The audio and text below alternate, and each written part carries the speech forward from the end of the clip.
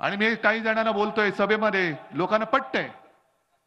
म्हणजे यांचे जे काही चेले चपाटे आहेत, हे पूर्वी किंवा आता सुद्धा आपल्याकडे गल्लीबोळामध्ये घंटा गाडी येते ना, कचरा क्लीन करायला येते की नाही?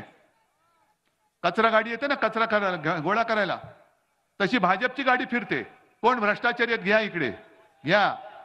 मग सगळे एकत्र करून घेऊन जातात. मग त्यांना विचारतात, हा क्या है बोलो, इसका कितना घोटाला है?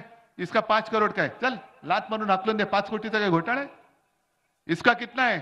इसका इसका भाई 50 कोटी का है, जरा थोड़ा बाजू में रखो. इसका कितना है? 100 कोटी, थोड़ा इधर लो. इसका कितना है? 70,000. अरे इसको तो उपमुख्यमंत्री बनाओ. म्हणजे तुम्ही भ्रष्टाचार मुक्त भारत करायला निघाला होतात. मोदीजी, तुम्ही भ्रष्टाचार मुक्त सगळे विरोधी पक्ष करून टाकले. काय पाळी आले तुमच्यावरती? जी शिवसेना तुम्हाला संकट काळामध्ये हातात तेजस्वी भगवा घेऊन तुमच्या बरोबरीने उभी राहिली होती, त्या शिवसेनेला संपवण्यासाठी तुम्हाला एवढी सगळी यातायात करावी लागते आणि ते कमी पडतंय. म्हणून भ्रष्टाचारांची फौज घेऊन तुम्ही आमच्या अंगावरती येताय. ठीक आहे, या, जरूर या. पण आम्ही जे शिवाजी महाराजांकडून शिकलोय की समोरून कोणी प्रेमाने आलिंगन दिलं तर आम्ही प्रेमाने आलिंगन देऊ, पण जर पाठीत कोणी वार केला तर आम्ही वाघ नख काढल्याशिवाय राहत नाही. आणि ती माझ्या महाराष्ट्राची वाघ नख आज माझ्या बाहेर काढलेली आहेत. तुम्ही महाराष्ट्राच्या पाठीमध्ये वार केलेला सगळं देऊन सुद्धा तुम्ही माझ्या उद्धव ठाकरेच्या नाही, शिवसेनेच्या नाही, तर महाराष्ट्राच्या पाठीत वार केल्या. तुम्ही महाराष्ट्राची अस्मिता जपणारी शिवसेना फोडण्याचं पाप केलेलं आहात. ज्या वेळेला अटल बिहारी वाजपेयी तुम्हाला केराच्या टोपलीत टाकायला निघाले होते, तेव्हा जर का हिंदू हृदय सम्राट तुमच्या पाठी उभे राहिले नसते तर मोदीजी तुमचं नाव हिंदुस्थानच्या राजकीय क्षितिजावरती दिसलं नसतं. ते केव्हाच पुसलं गेलं असतं. त्या बाळासाहेबांच्या आशीर्वादाच्या पाठीत तुम्ही वार केलेला आहात. काय म्हणत असतील आज अटलजी, काय म्हणत असतील? आणि 75 वर्षाची निवृत्ती ही फक्त काय अडवाणी, मुरली मनोहर जोशी आणि तुम्हाला नको ती माणसं त्यांच्यासाठी? कारण अमित शहा म्हणाले की मोदींचं वय बोलायचंच नाही. हा कोणता न्याय? त्याच्यामुळे आज पहिल्यांदा मोदींनी सांगितलं पाहिजे की 75 वर्षानंतर ते राहणार आहेत की नाहीत राजकारणामध्ये. 4 जून नंतर तर त्यांचं पंतप्रधान पद संपत आहे, संपवणार आहात की नाही?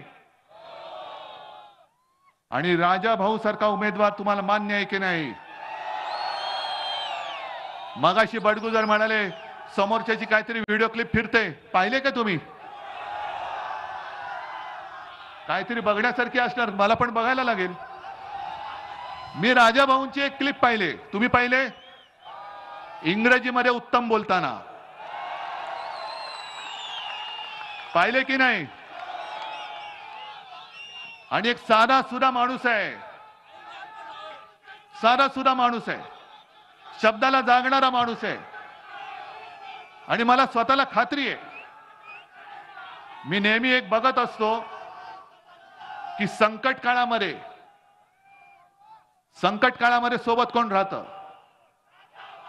कारण ते एक हिंदीमध्ये असं म्हणतात, सुख में जो साथ देते हैं वो रिश्ते होते हैं, लेकिन दुख में जो साथ देते हैं वो फरिश्ते होते हैं. तुम्ही सगळे फरिश्ते आहात. आणि राजाभाऊंचा विजय, मला नुसता राजाभाऊ वाजे विजय असं नकोय, प्रचंड झाला पाहिजे. गद्दाराचं डिपॉझिट जप्त करून झाला पाहिजे.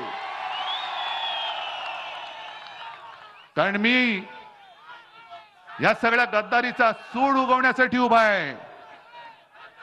हेच गद्दार मला येऊन सांगून गेले होते की उद्धवजी 2019 साली आपण जी लोकसभा जिंकलो ते मोदींचा फोटो लावून जिंकलो. मग त्या गद्दारांना मला विचारायचे की जर 2019 ची निवडणूक आम्ही मोदींचा फोटो लावून जिंकलो होतो तर आज मोदींना माझ्या वडिलांना चोरून त्यांचा फोटो लावून का मतं मागावी लागतायत? याचं कारण मोदी नावाचं नाणं या महाराष्ट्रामध्ये चालत नाही. जसं तुम्ही नोटबंदी केली तशी महाराष्ट्राने तुमची नाणेबंदी केलेली आहे. फक्त एक लक्षात घ्या, कारण वर्षानुवर्ष एक निशाणी आपल्या डोक्यात बसली होती आणि बरोबर त्यांनी डाव टाकला. हे भेकड आहेत, भाकड आहेत, चोर आहेत, बोगस आहेत. याचं कारण यांच्याकडे कोणी आपल्यासाठी लढणाऱ्या या मैदानात उतरवला कोणी मर्दच नाहीये.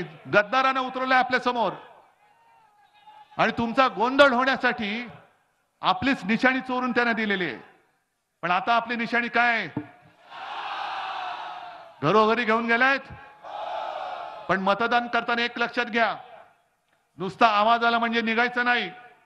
मशाली समोरचं बोट दाबल्यानंतर मशाली समोरचा दिवा लागतोय की नाही बघायचा. तो दिवा लागल्यानंतर निघायचं नाही. त्या व्हीव्हीपॅट मशीन मध्ये ती स्लिप आली की नाही, त्याच्यावर मशाल दिसते की नाही बघायचं. ती बघून निघायचं नाही, ती स्लिप खाली पडते की नाही बघायचं आणि मग निघायचंय. मग आपलं ठरलंय हातामध्ये काय आणि विजय होणार विशाल. जय हिंद, जय महाराष्ट्र.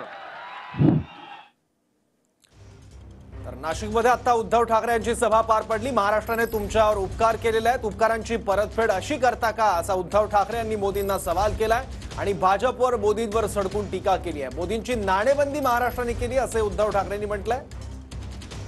नाशिकमध्ये उद्धव ठाकरेंची सभा झाली त्यावेळी उद्धव ठाकरेंनी टीका केली आहे.